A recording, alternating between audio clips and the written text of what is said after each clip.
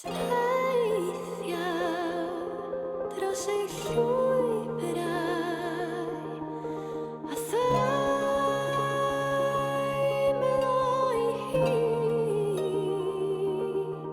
Croeso, welcome to the third episode of the Eryri podcast, and tonight we're looking beyond the mountains and into the skies as we celebrate Welsh Dark Skies Week. We are coming to you live from Llangollen Eglwys at a special event, a night of Saints and Stars hosted by the Carneddau Landscape Partnership.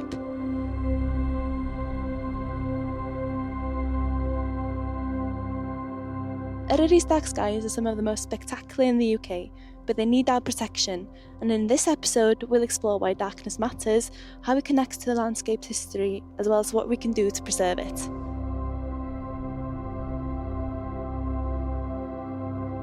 So our first guest is Danny Robinson, the Dark Skies Officer for Eryri National Park, who is also the lead of Project Norse, a partnership protecting Wales's dark skies. So diolch Danny for joining us. So first of all, can you tell us a bit about your role and what Welsh Dark Skies Week mean for Eryri and Wales in general? So as a Dark Skies officer, my job is all about raising awareness about Eryri and its dark sky designation as an international dark sky reserve. This year's a bit special because it's our 10th anniversary. So Dark Sky Week is all about raising awareness about dark skies, helping people understand about light pollution and helping people do the right thing if they want to protect our dark skies. So as you've just mentioned a bit about light pollution, obviously it's a growing problem worldwide. So what challenges do we face in protecting Eryri's dark skies and why is it so important? We do a lot within the national park, so we've had like retrofitting programs where people have been able to work with us to change their lights to dark sky friendly ones, and it's part of our planning system. So if people want to put in new lights, they have to come through our planning system.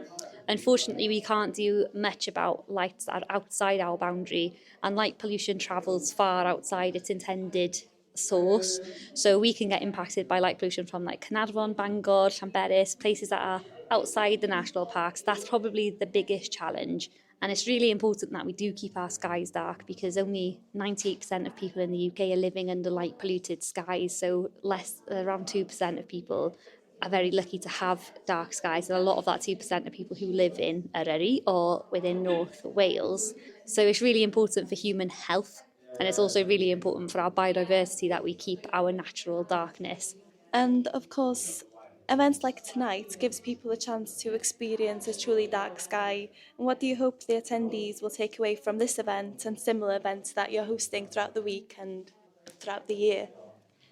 I just want people to be able to experience darkness, because a lot of these people have said tonight that this is the first time that they've been out at night or they've been too scared to go out at night, and to show them our darkness isn't something to be scared of, it's something that we should be proud of, that we should protect, to show them the night sky, and hopefully they'll go home and they'll make the right choices then about their own light and their own home and their own communities and make them dark sky friendly.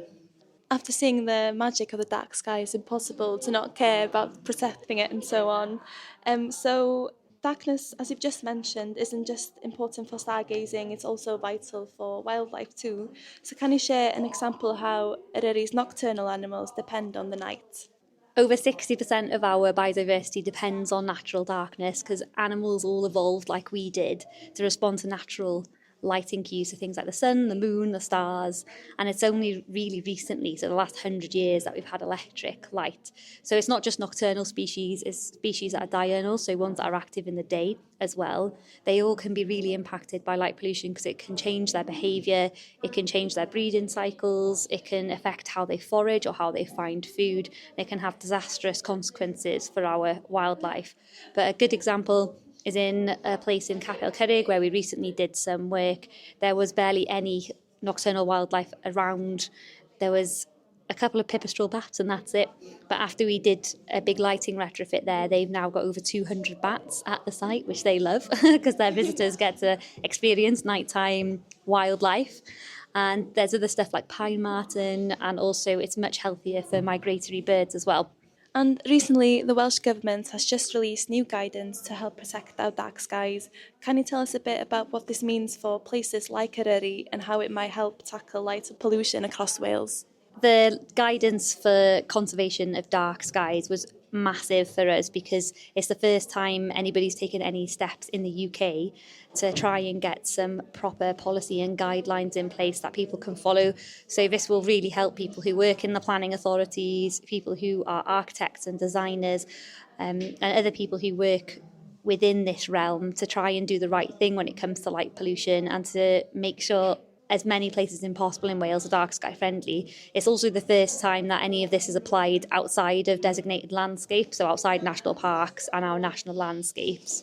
So it's really important for places like Bangor or Dolgellau or, towns and cities where light pollution might not really be thought about because everyone just thinks, oh, you don't get dark skies in cities. But the light pollution impacts on humans are so important. That's why we really need our towns and cities to take heed of the guidance. As you've just mentioned, that some people might not realise that artificial light at night affects more than just stargazing. You mentioned how it affects human health and well-being too. Can you tell us a bit more about that? Humans are, again, linked to the natural nighttime and light cycle, and that really kicks in around our circadian rhythm and our natural body clock. So it's how we create hormones, and if we get too much exposure to artificial light at night, it wreaks havoc on this system. So it makes our hormones all out of whack. It can even lead to an increased rate of poor mental health as well. And finally, what can we all do, both individually and as a community, to help protect our dark skies? We can all adopt dark sky friendly lighting. It's really easy. It's the easiest thing to do when we talk about being in a climate crisis or a biodiversity crisis. Some of these problems are massive and it looks like it's really hard to fix. But light pollution is really cheesy, but it's just the flick of a switch. You can turn your lights off. Any light in the environment is unfortunately causing some kind of issues somewhere in the ecosystem. But if you must have light, use the right light at the right time in the right place. Use lights that are downward facing, fully shielded, so they're not sending light up into the night sky. And really importantly, make sure that they are a warm colour temperature. So a nice 2700 Kelvin or below is best. Danny, diolch yn fawr for joining me. I know you're super duper busy, but thank you for chatting tonight and sharing your knowledge, and thank you for everything you do. Diolch yn fawr, Sarah. It's been lovely talking to you. Thank you.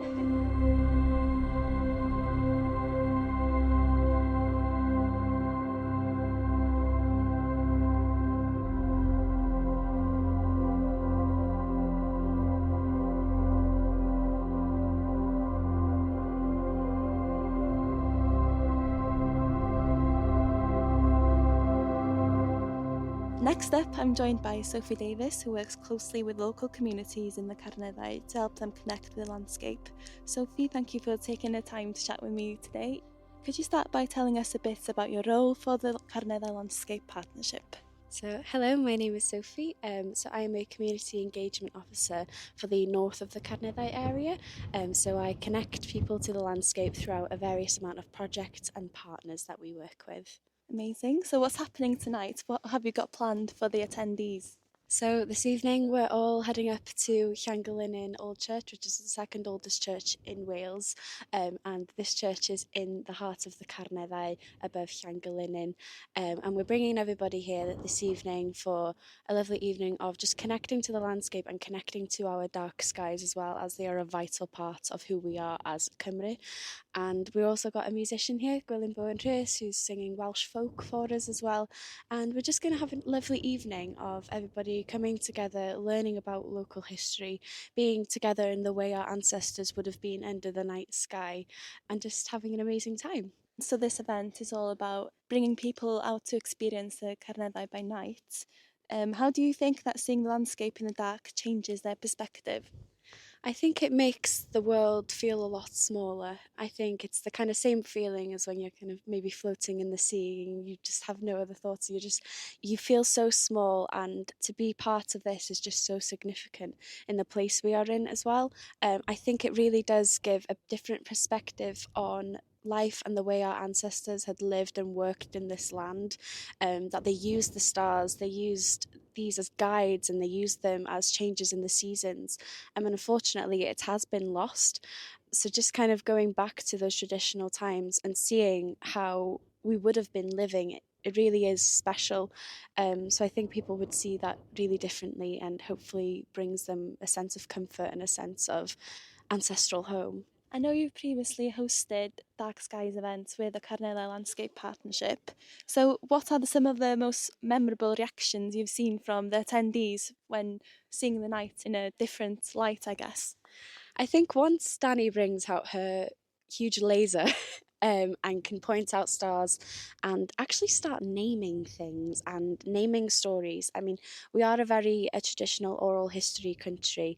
We are, of course, the land of song, but we're also the land of cultural connections and cultural stories being passed down through generations. And I think it's always the biggest shock to people when we come out in the dark sky and we're pointing things out and we're giving them names and giving the stories that go with those names. It always puts the biggest smile on my face, but it puts the biggest smile on everyone's faces, I think. And connecting that to the stories and folklore have definitely shaped how we see and engage with the landscape for hundreds and hundreds of years. And do you think they play a role in inspiring people to care for the landscape and, of course, the night sky as well?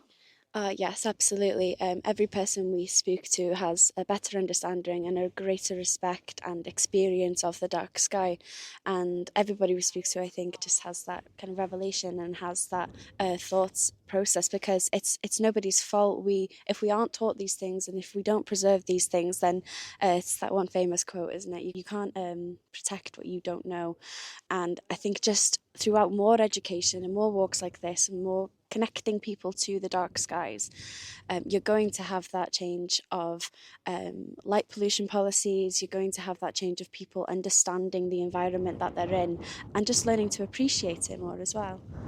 And you work closely with local communities in the Carneddau, and how do events like this help people feel a sense of ownership and pride in protecting dark skies and the landscape? I think this land is ours. It's ours to love, but it's also ours to protect as well. So when we're kind of doing these types of events, putting local posters out, getting local communities to come out on these walks with us, it just brings that sense of community that has been a part of Cymru for hundreds of years. It's brought us back to understand why we were here to begin with, who was before us, and why the skies were protected for so much time before us. And yeah, I definitely think it just brings back that sense of understanding and community when we look at the stars. We've spoken a lot about how people connect with dark skies, but what about future generations? How can we inspire young people to care about protecting the Carneddau dark skies as well as the landscape? Do you engage a lot with young people in the Carneddau Landscape Partnership? Yes, we always work with young people, and they are often our most keen astronomers, absolutely. So I think the thing with kind of children and teaching the next generation is that children are interested, and we need to give them a lot more credit than what they're given, of wanting to learn and understand the environment they're in. They're going through life for the first time, the same time as we are, and they're just trying to understand it. So I think the way to go forward is the most education and recognition we can get out there for our dark skies, for our history and our nature, and just the preservation of that. I think we will gain a new generation of young astronomers, young zoologists, young naturalists who are really just loving and appreciating the land that they were born in, and the land that is, again, ours to love and protect. Sophie, diolch for joining me, and it's amazing to hear how these events help people reconnect to the landscape in the Carneddau in a completely different way. I'll let you go back now to hosting the event, and thank you for joining me. Diolch am gael fi. O Llamran tair sedd yn wedant a hyd yn nos. Dyma'r ffordd i fyrog o goniant a hyd yn nos.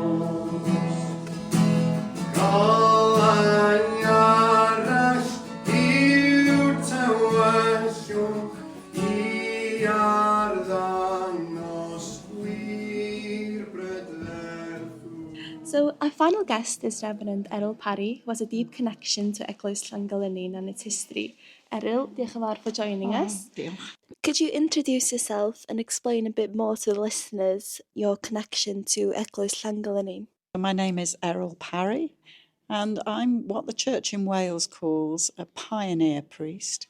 So I start up new things in community, and so this place, Llangollen, is where we began a new worshipping community a few years ago that we call Celtic Praise, which is here every month between Easter and October.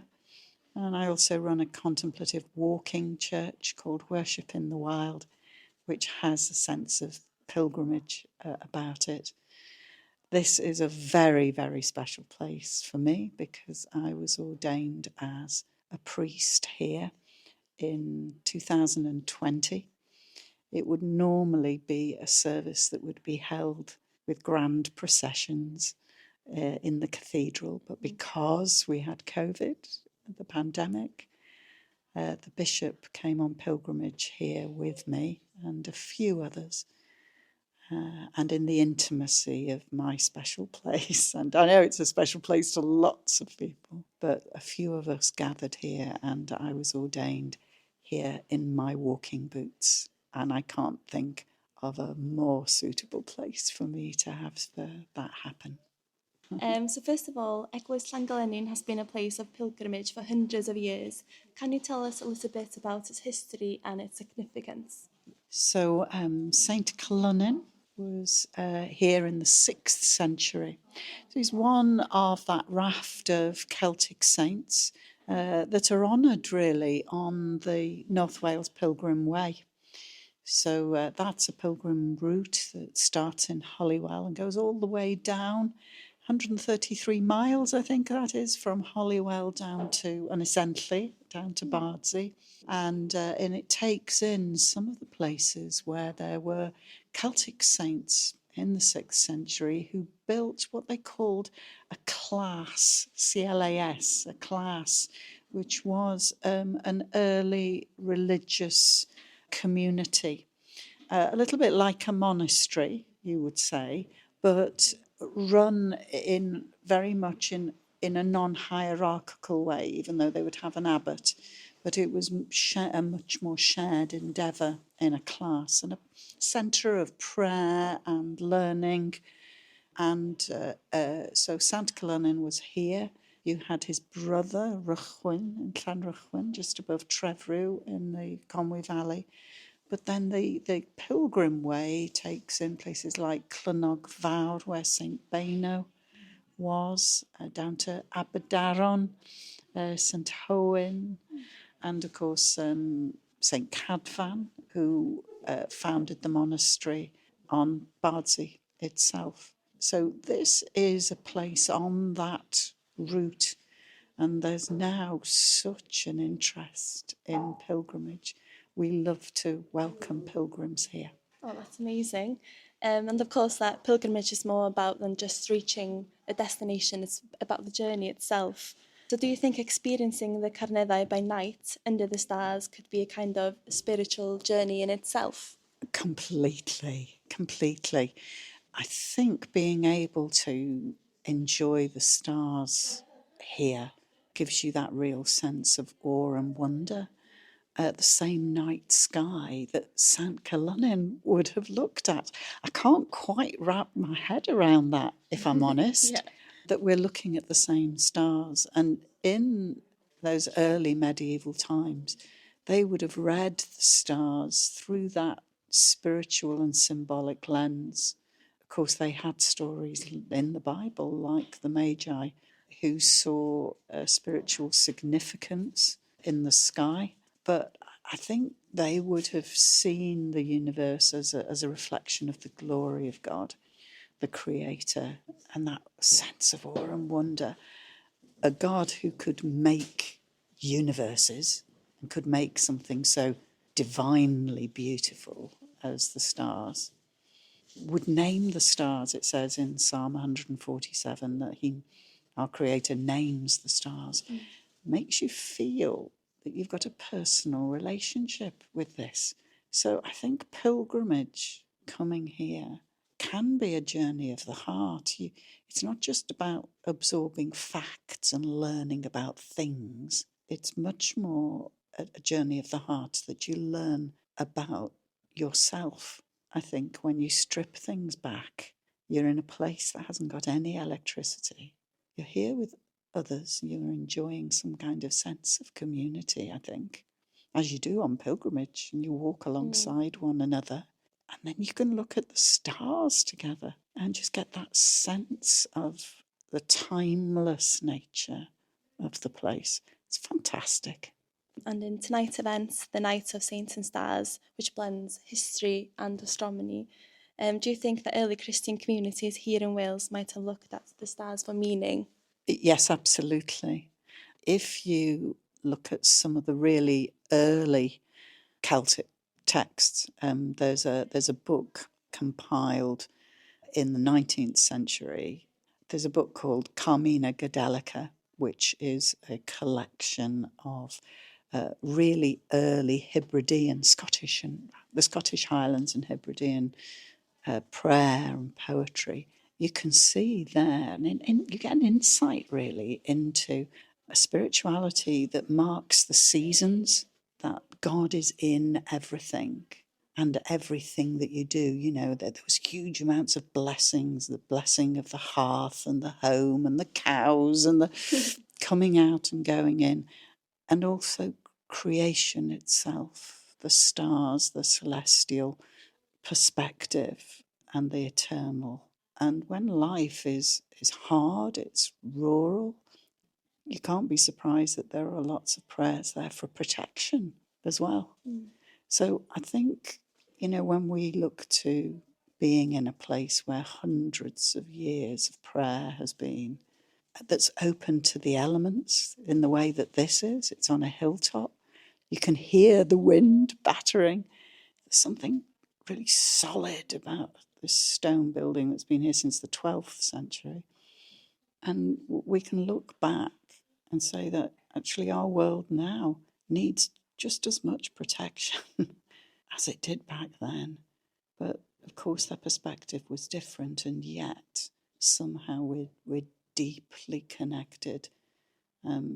We say sometimes that it's good to do spiritual archaeology. You know, the narrative of a place really speaks into now. I think you get the sense of it here. Well, that's really nice to hear. And I think a lot of people will carry that with them after listening to you speaking now. So finally, if you could sum up what's sitting here in a dark sky, so what does it mean to you? Perhaps it's a little overused as a phrase now, but one of my favourite phrases is it's a thin place. That's where the barrier between earth and heaven is lowered. You get a sense of the eternal. You're able to touch something heavenly and beyond. You know that you are held by a creator who has been both on earth and is in heaven.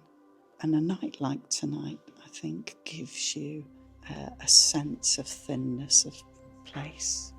Thank you for joining me tonight. It's been lovely chatting with you, and all the best with, this event and for future events for the church. Thank you. It's just been wonderful.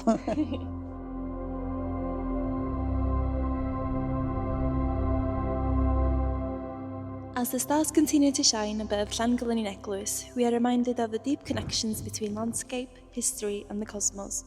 Whether you're here in the Carneddau or listening from afar, I hope this episode has inspired you to look up, embrace the night and play a part in protecting our dark skies for generations to come. A huge thank you to Danny Robinson, Sophie Davis and Reverend Errol Parry for sharing the knowledge and stories, and to the Carneddau Landscape Partnership for hosting this special event tonight. Diolch am wrando, thank you for listening.